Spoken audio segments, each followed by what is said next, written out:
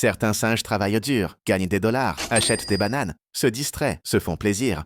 Et sans s'en rendre compte, ils perdent tout.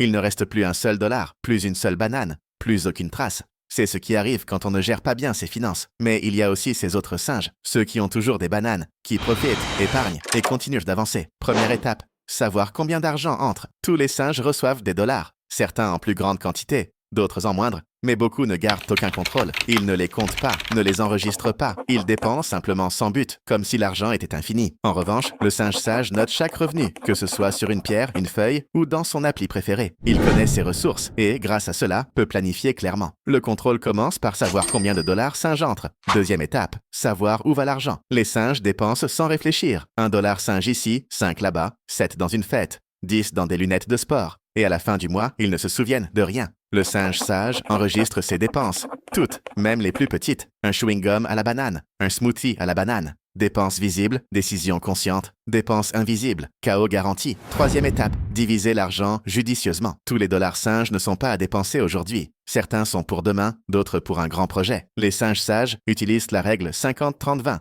50% pour les besoins, nourriture, un abri, transport, choses basiques. Sans ça, le singe souffre. 30% pour le plaisir.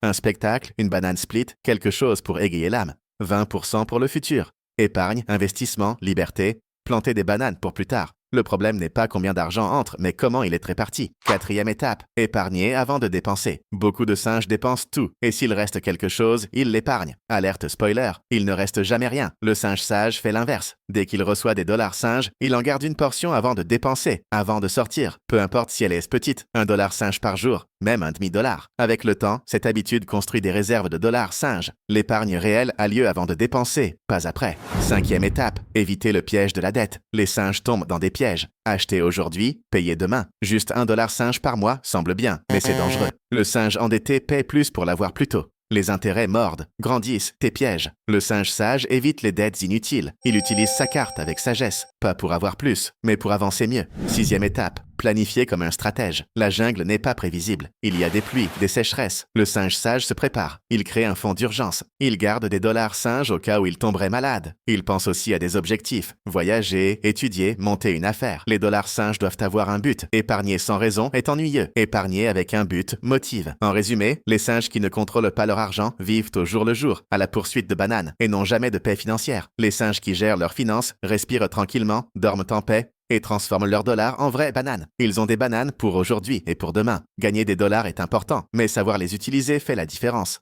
C'est ça, gérer ses finances et épargner pour ne pas se retrouver avec juste des épluchures de bananes. Like, partagez et abonnez-vous pour plus d'économies avec des bananes.